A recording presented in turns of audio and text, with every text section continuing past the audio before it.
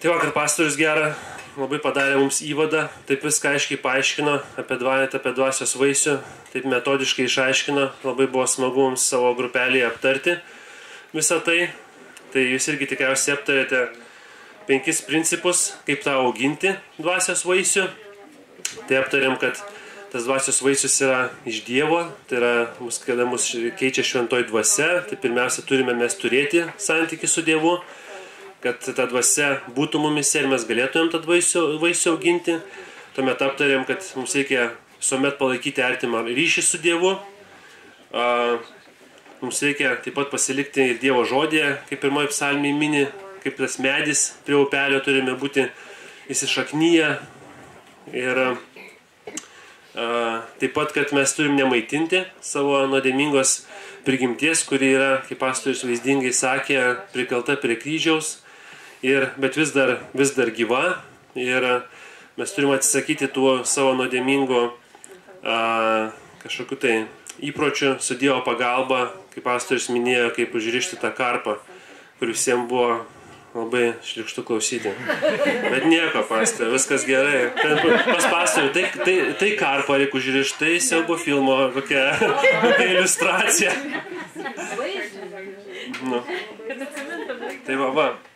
Ir kaip pastorius pabrėžė, kad mes turime ne tik tai atsisakyti tų savo kažkokių tai nuodėmingų įpročių ar kažkokių tai blogų dalykų, kurias darom, bet kaip tik turime ir daryti ir praktikuoti tos dalykus, kurias ragina mums Dievo žodis, tos dvasios vaisius arba tą vaisių ir visas jo dalis. Tai, o šiandien pažiūrėsime mes į dvasios vaisiaus dalį, į pirmąją, kuri yra meilė. Pažiūrėsime į meilę. O prieš skaitant Galatams 5:22, 23, aš pasimelsiu, jūs galite sėdėti. Brangus Dieve, ačiū tau Dieve už šitą nuostabią dieną, ačiū tau Dieve už tavo žodį, kurį tu mums davėjai. Ačiū Dieve, kad mes jį turim. Kad turim Dievę tavo dvasią, kad galim būti keičiami Dieve per tavo žodį, šitos dvasios pagalba Dieve. Ir tikrai Dieve padėk mums šiandien pasigilinti į meilę Dieve, padėk mums suprasti, kas yra meilė Dieve, padėk mums suprasti Dieve, kas tu esi. Ir tikrai Dieve augink mus meilėje ir Dieve, būk su mumis visą dieną, Dieve, šiandien ir tikrai padėk mums rodyti viens kitam meilę, Dieve, padėk mums viens kitą mylėti, viens kitą Dieve padrasinti ir tikrai Dieve būti viena didelė šeima čia mes, viena didelė tavo vaikų šeima. Ačiū tau Dieve už tai, už tai dėkoju mums viešpaties Kristų. Amen. Gerai. Tai skaitykim Galatams 5:22-23. Sako, bet dvasios vaisius yra meilė, džiaugsmas, ramybė, kantrybė, malonumas, gerumas, ištikimybė, romumas, susivaldymas. Tokiems dalykams nėra įstatymo. Taigi šioje eilutėje matome, kad apaštalas Paulius, vardindamas dvasios vaisiaus sudedamasias dalis, meilę pamini pirmąją. Tikriausiai meilė minima pirmoji dėl savo tokios neįkainojamos svarbos. Be meilės atrodo yra neįsivaizduojamos ir kitos meilės dalys, ir kitos dvasios vaisiaus dalys. Tai kaipgi mes galime būti kantrus, jeigu kažko tai nemylime, arba kaip galim susivaldyti, jeigu nemylim, arba kaip galime džiaugtis nemylėdami. Taigi meilė atrodo, kad jungia visas tas dvasios vaisiaus dalis. Ir mes šiandien pasižiūrėsime į meilę. Bet kad mes ją pilnai suprastumėm, tai mums tikriausiai reikia viso savo likusio gyvenimo, kad pilnai suprastumėm, kas yra meilė, kad pilnai suprastumėm, kas yra Dievas. Tai šiandien mes pažiūrėsime tik tai į kelis kažkokius tai aspektus tos meilės, truputėlį pakrapštysim tą paviršių. Tai taip. Nes mūsų meilė yra labai svarbi yra mūsų gyvenime. Ir kaip Paulius sakė kitoj vietoje, sakė, kad be meilės mes būtumėm kas? Mes būtumėm kaip skambantis varis ar žvangantis cimbolai. Tai atrodo, kad neturėtumėm jokios prasmės arba reikšmės. Todėl meilė yra be galo svarbi. Todėl dvasios vaisių sąraše Paulius įvardina pirmąją kaip visas, atrodo, dalis vienijančią čia savybę. Taigi meilė yra svarbi mūsų gyvenime, nes ji yra lik mūsų kaip ir atsidavimo Dievui toks lakmuso popierėlis. Paklausykit, aš paskaitysiu 1 Jono 4:20 ir 21 eilutę. Sako, jei kas sako, aš myliu Dievą, o savo brolio nekenčia, tas melagis. Kas nemyli savo brolio, kurį mato, kaip gali mylėti Dievą, kurio nemato. Mes turime tokį jo įstatymą. Kas myli Dievą, turi mylėti ir savo brolį. Ir jeigu mes mylime Dievą, tai mylime ir vienas kitą. Kolosiečiams 3:14 sako, o virš viso šito apsivilkite meilę, kuri yra tobulumo raištis. Tada 1 Petro 4:8 sako, visų pirma, karštai mylėkite vienas kitą, nes meilė uždengia gausybę nuodėmių. Taigi meilė Dievui ir vienas kitam, atrodo, kad mus sujungia, padeda kartu gyventi kaip vienai gerosios naujienos šeimai, kaip vienai Dievo vaikų šeimai. Meilė yra be galo svarbi, neatsiejama krikščioniško gyvenimo dalis, mūsų tikėjimo dalis. Todėl pradžioje trumpai pažiūrėsime, kas yra mūsų meilės šaltinis. Pradžiai, kas yra mūsų meilės šaltinis. Skaitysiu Apaštalo Jono 1 skyriaus 8 eilutę. 1 skyriaus, 1 Jono 4 skyriaus 8 eilutę. Tiek daug skaičių čia. Taip, 1 Jono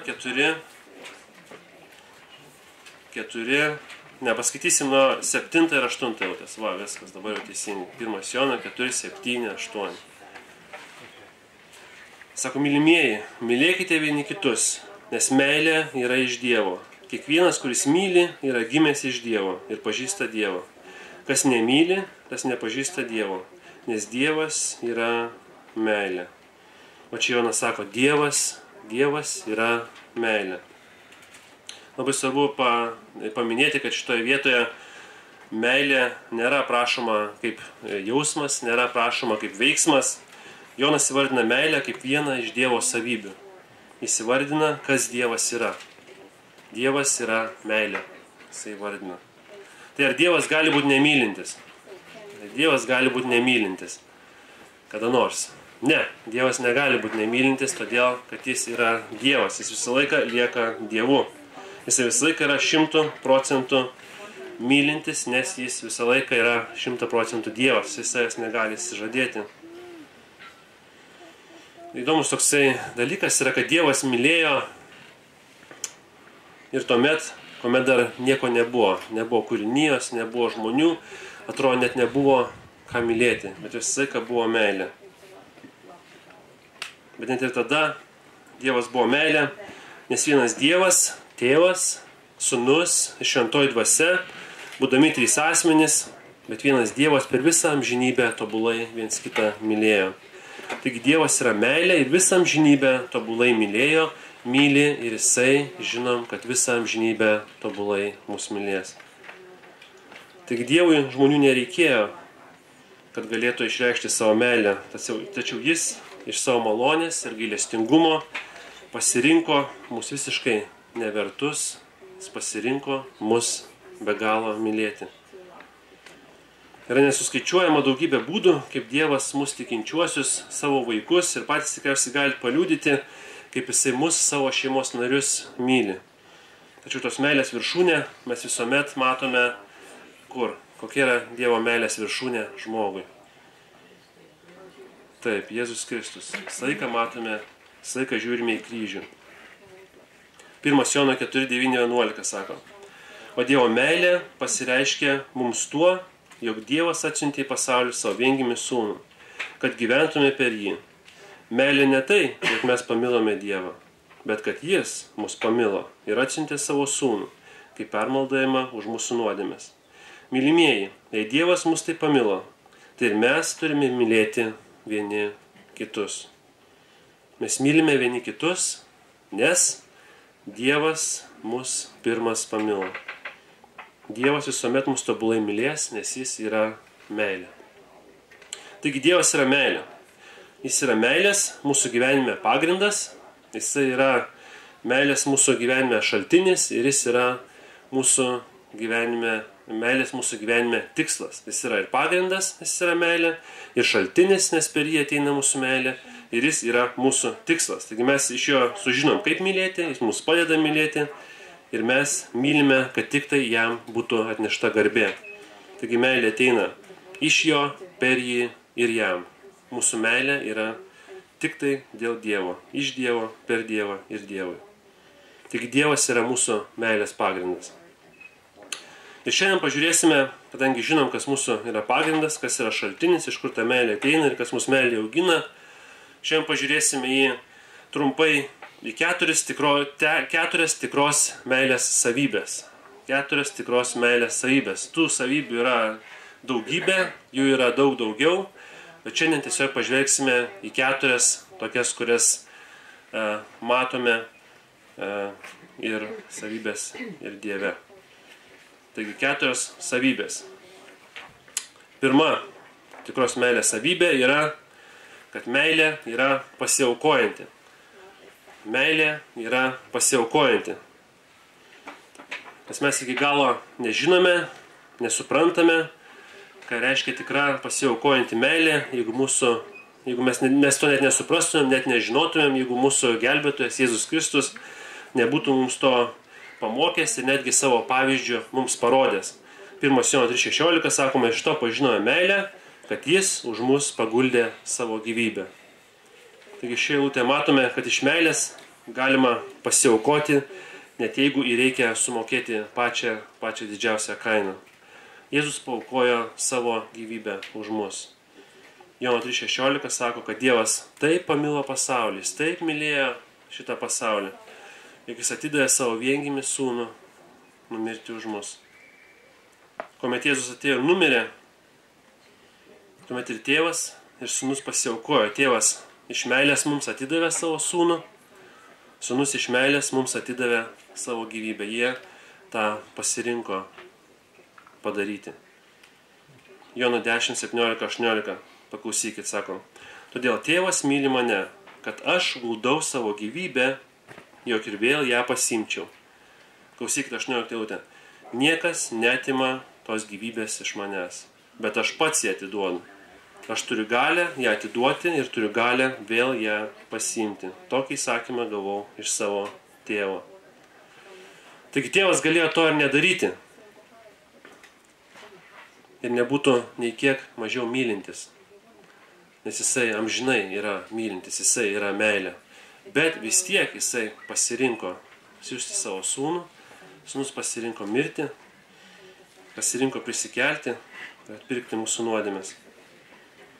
Taigi vienintelis kelias pas Dievo žmonijai yra per Jėzų Kristų. Jis yra vienintelis kelias.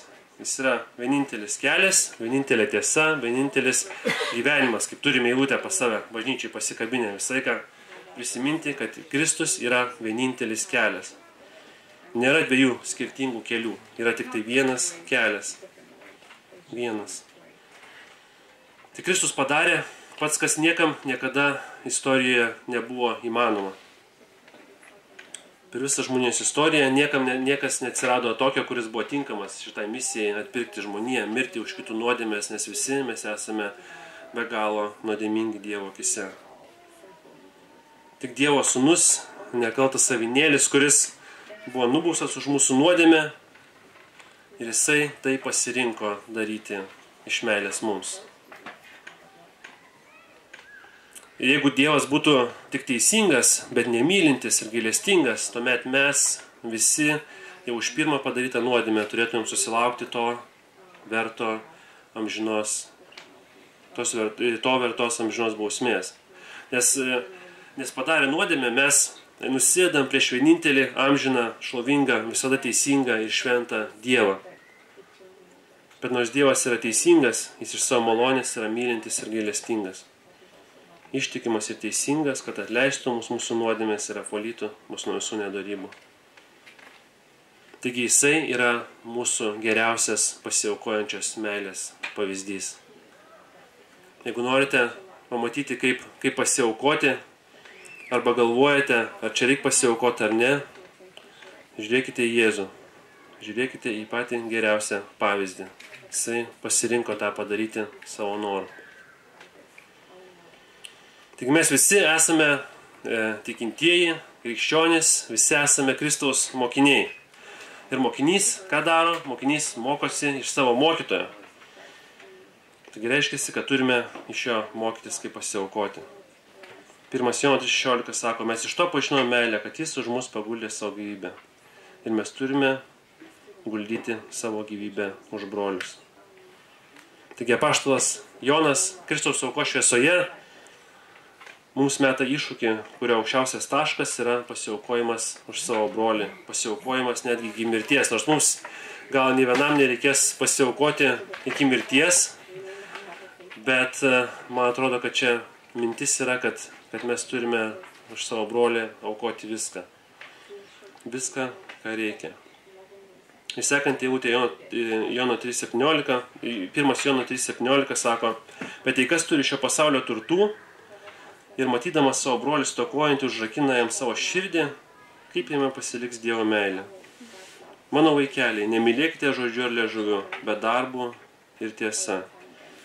Trumpai tariant, Jonas mus ragina aukotis dėl brolių, net jeigu ir patys nukentėtume. Aukotis, jeigu ir patys nukentėtume. Filipiečiams 2:20 dar paskaitysiu, sako, mat aš neturiu nei vieno kito tokio, kuris taip nuoširdžiai jumis rūpintųsi. Visi kiti ieško ne Jėzaus Kristaus, bet savo naudos. Taigi tarnystė broliai, tarnystė bažnyčiai, tarnystė savo šeimai turi būti aukščiau už mūsų asmeninius interesus, kas yra mums dažniausiai labai sunku padaryti. Dažniausiai mūsų brolių ir seserų poreikiai nėra materialūs. Kartais tiesiog mes norime, kad mūsų išklausytų, kad mūsų suprastų, kad su mumis pasikalbėtų, kad su mumis laiko praleistų. Kaip vienas toks biblinis konsultantas pasakė, kad jis visuomet stengiasi būti greitas klausyti, kuomet kalbasi su kitu tikinčiuoju. Pirmiausia, leidžia broliams ir sesėms kalbėti, o jis stengiasi būti geras klausytojas, stengiasi palaikyti, suprasti, nes kaip jis sako, dažniausiai broliai ir sesės jau bekalbėdami pajaučia palengvėjimą, randa atsakymus, numeta savo naštas. Tai jam sako, man beveik nieko daryti nereikia, tik tai gerai visus išklausyti ir atsakymus patys surandam. Nors kartais reikia ne tik tai padrašinančio žodžio, bet reikia ir fizinės pagalbos. Atsimenu, kaip mes nešėm su Nerijum muzikantų 200 gipso plokščių pas jį į namus. O ten tai buvo Nerijus, Rokas, tėvukas Nerijaus ir tos 200 plokščių ten nešėm. Nu tai gerai praleidom laiką. Tai visaip galime pasitarnauti ir žodžiu, ir darbu, ir visaip kaip pasitarnauti, bet viskas reikalauja aukos. Visą laiką mes, ne visą laiką, bet dažniausiai reikia aukoti ir savo laiką, savo interesus, savo finansus, savo jėgas, savo sveikatą. Tu turi aukoti dėl kito žmogaus. Taip. Bet kuriuo atveju reikalauja visko aukoti. Net ir savo širdį reikia kartais paaukoti.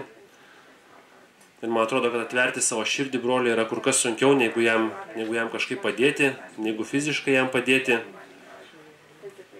Tačiau dažniausiai atvira mūsų širdis yra viskas, ko mūsų broliui ir sesei dažniausiai reikia. Taigi pasiaukojančioje meilėje visų svarbiausia yra mūsų širdis, yra mūsų širdies nusistatymas.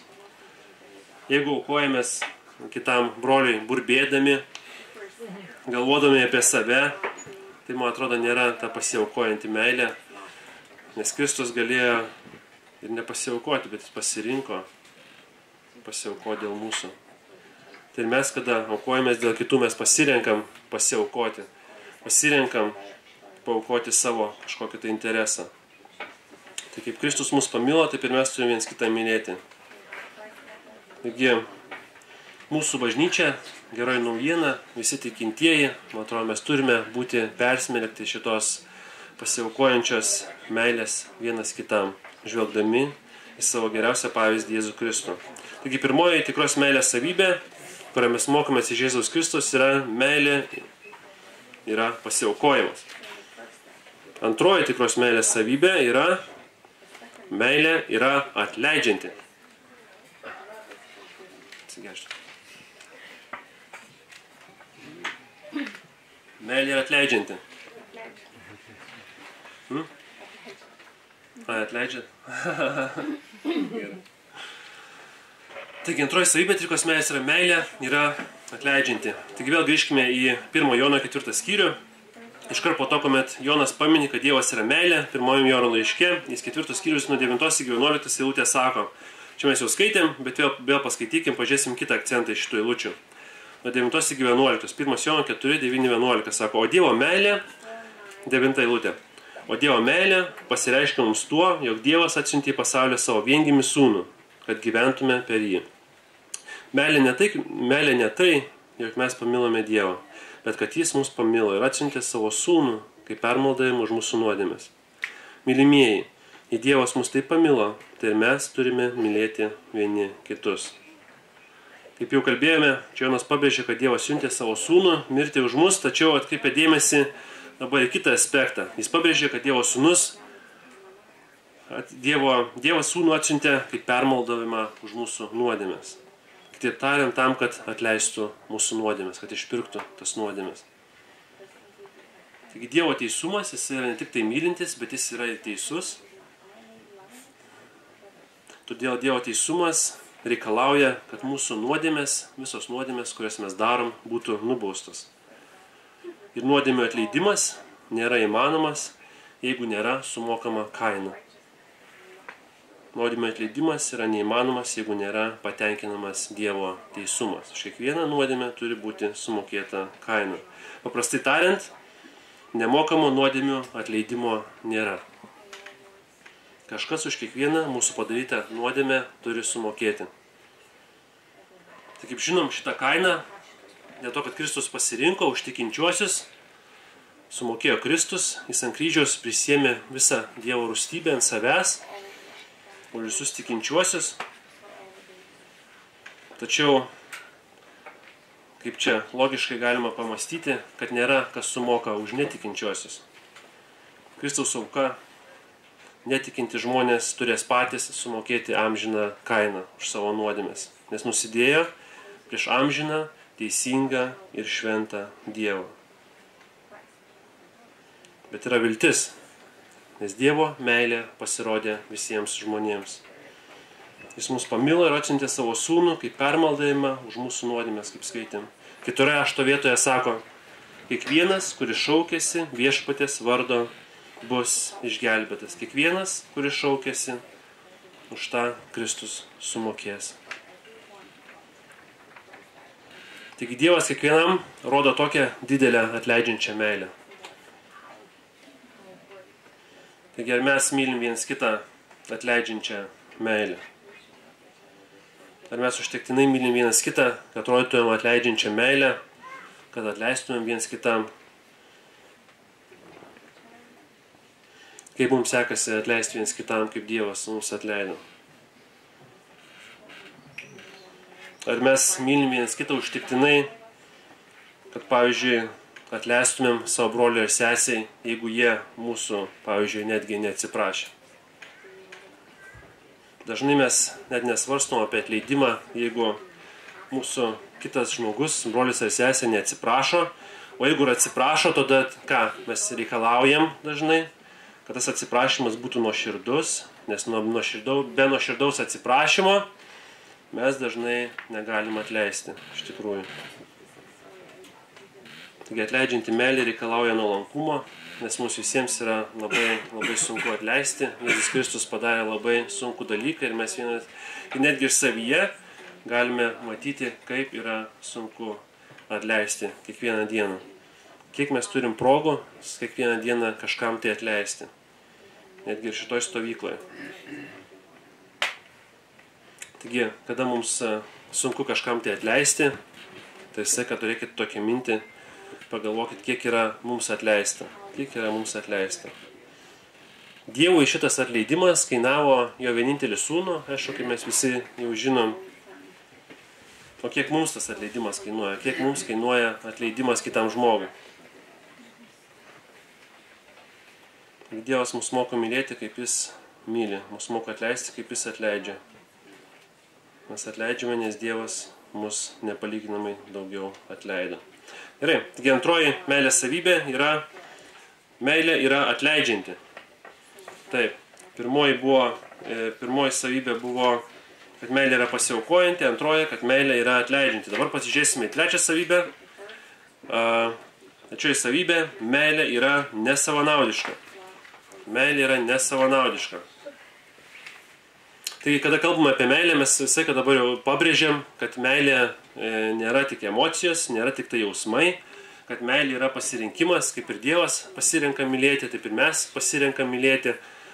Dažnai tie jausmai išblėsta, jų nebelieka, bet tas mūsų pasirinkimas mylėti, jisai turi pasilikti ir būti tvirtas.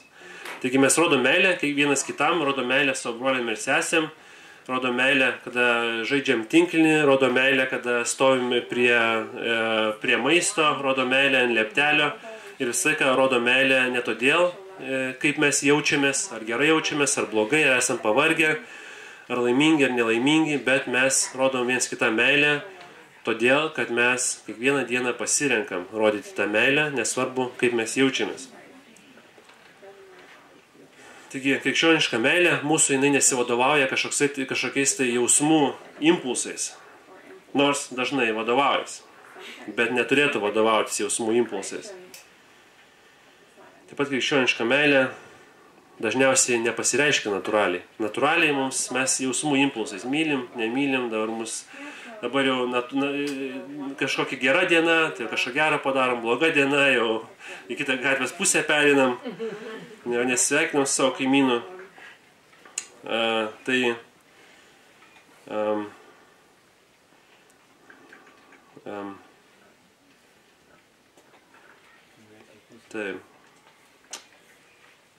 Jo, bet mes turėtumėm koncentruotis į savo gyvenime ne į kažkokį tai tą impulsą meilės, bet koncentruotis į pasirinkimą mylėti.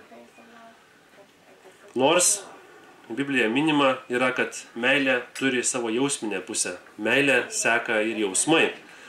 Tai aš paskaitysiu jums, kuomet yra kelias eilutes, kuomet yra minima meilė ir yra minimi jausmai. Tai mes neturim būti tokie bejausmiai mylėtojai. Meilė turi jausmus, jie seka paskui mūsų pasirinkimą. Tai paskaitysiu kelias eilutes. Tai 1 Petro 1:22 sako: Nuskaidrinę savo sielas, dvasia klusnumu tiesai dėl nevaidmainiškos brolių meilės, karštai iš tyros širdies mylėkite vieni kitus.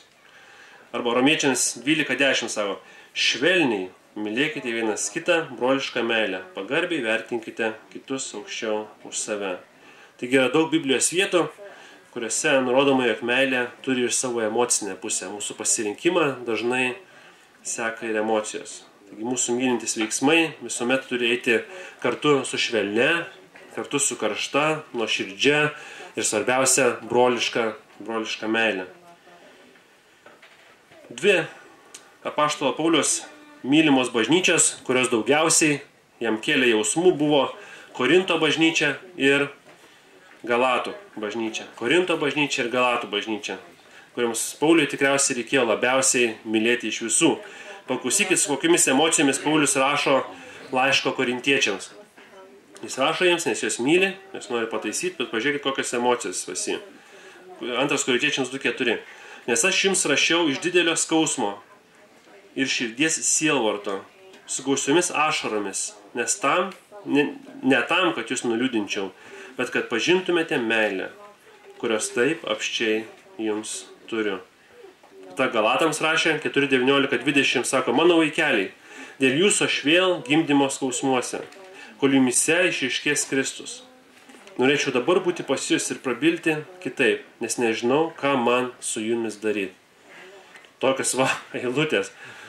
Paulius rašo laiškus, myli bažnyčias, emocijos Paulius. Skausmas, sielvartas, ašaros, liūdesys, gimdymo skausmai. Taigi šitos visos emocijos buvo sukeltos Pauliaus meilės šitoms bažnyčiams. Pauliaus meilė šitoms bažnyčiams. Jisai pasirinko jas mylėti. Jisai pergyveno dėl šitų bažnyčių, blogai jautėsi, nes šitas bažnyčias jisai be galo mylėjo. Šios bažnyčios buvo, kaip matom, sunkiai mylimos, tačiau Paulius nesavanaudišką meilę privertė jas dar labiau mylėti. Paulius ne tik rašė šioms bažnyčioms, kad susakytų jiems kažkokią tą informaciją, kaip tą bažnyčią daryti, kaip ten kas gerai, kas blogai, tačiau jis jas labai mylėjo ir siekė tas bažnyčias pataisyti, pergyveno dėl jų. Taigi mes turėtume ne tik tai nuspręsti kažką tai mylėti, tačiau mūsų meilė turi būti tikra ir nesavanaudiška, broliška meilė. Tai kad ir kaip besijaustume, kad ir kokia diena mūsų būtų, mes vienas kitą turime mylėti nesavanaudišką meilę. Nors tai mums dažniausiai kainuoja daugiau, negu mes norėtume. Taigi trečioji tikros meilės savybė yra, kad mūsų meilė yra nesavanaudiška. Gerai, ir žiūrim dar į ketvirtą. Ketvirtą tikros meilės savybė, kad meilė visuomet auga.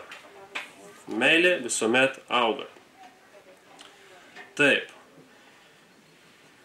Taigi tikrąją iš Dievo ateinančią, pasiaukojančią, atleidžiančią, nesavanaudišką meilę, apie kurią mes čia kalbam, mes galime parodyti ne savo pastangų, o tik tai šventosios dvasios pagalbos.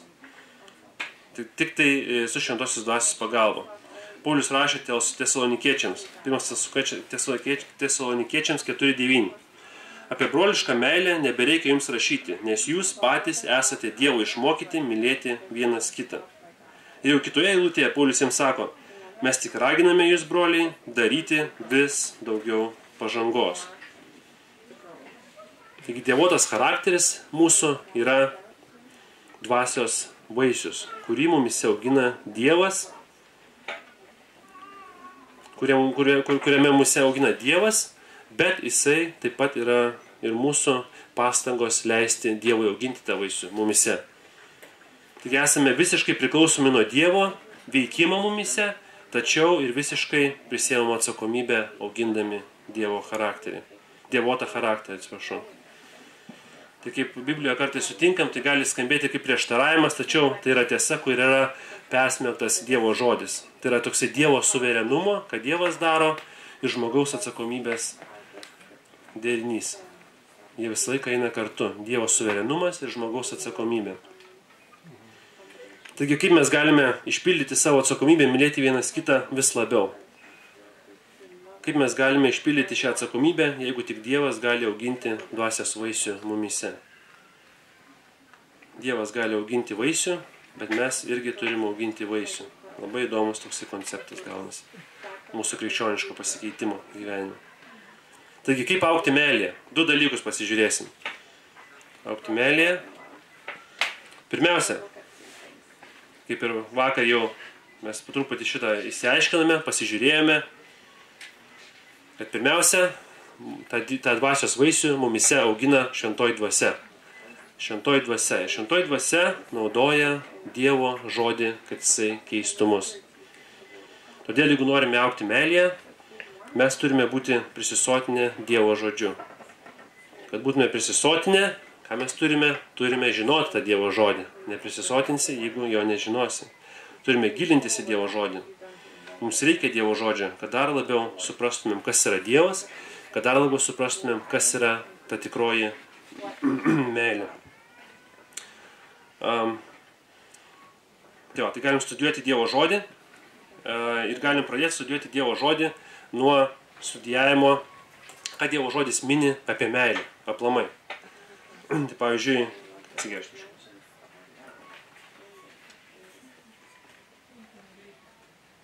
Viso Dievo žodžio mums reikia, bet būtų visai įdomi studija pasižiūrėti visas Dievo žodžio vietas, kurios kalba apie meilę.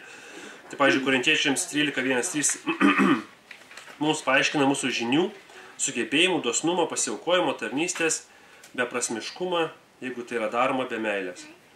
Jeigu mūsų nemotyvuoja meilė, tai viską, ką mes darome, yra beprasmiška.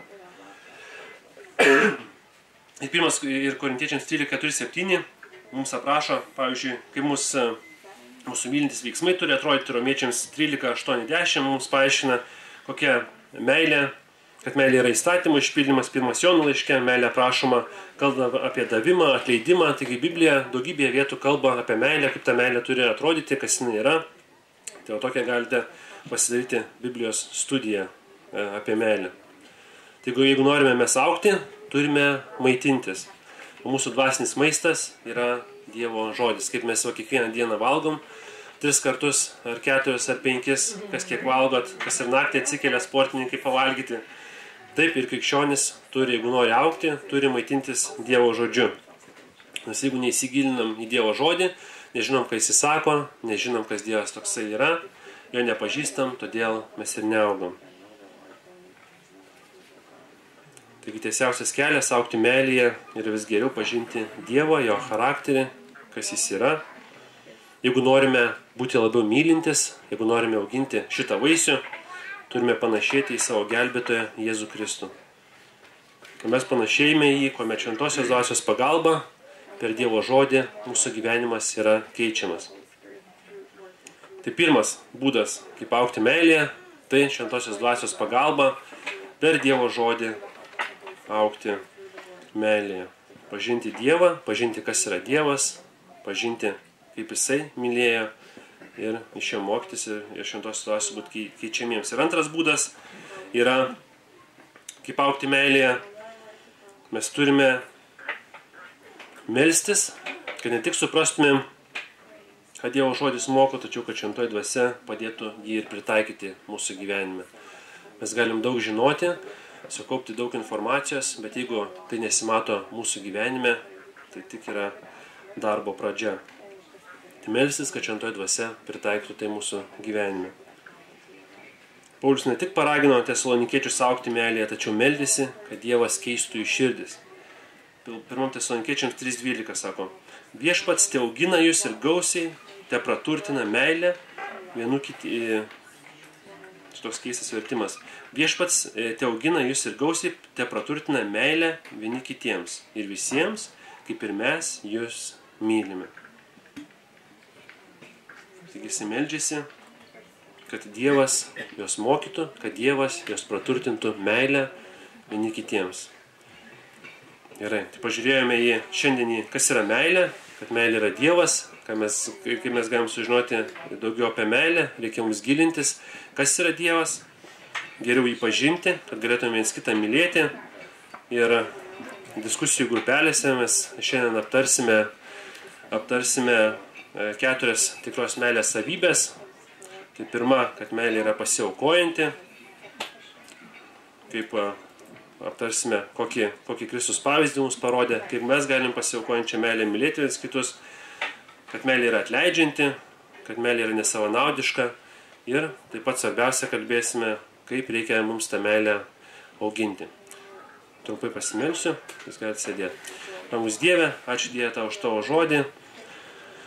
Ačiū Dieve, kad galim prie jo prisiliesti, net ir tokioms Dieve sudėtingomis temomis, Dieve kaip meilė, Dieve tokiomis nepriepiamomis temomis, kuriomis Dieve galim studijuoti ir kalbėti, Dieve, tikrai be galo, į savo dienų galo. Ir ačiū Dieve, kad galėjom truputį Dieve prisiliesti ir kažką tai Dieve sužinoti, tą Dieve paviršių pakrapštyti. Ir Dieve tikrai leis mums Dieve ne tik tai Dieve žinoti ir suprasti, bet Dieve tikrai, kad galėtumėm tavo žodį Dieve pritaikyti savo gyvenime.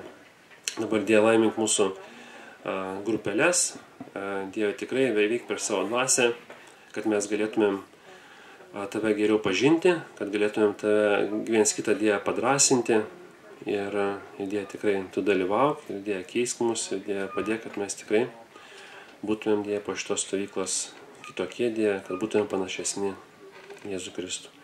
Tu mums dėkoju apie mūsų viešpatį Jėzų Kristų. Amen.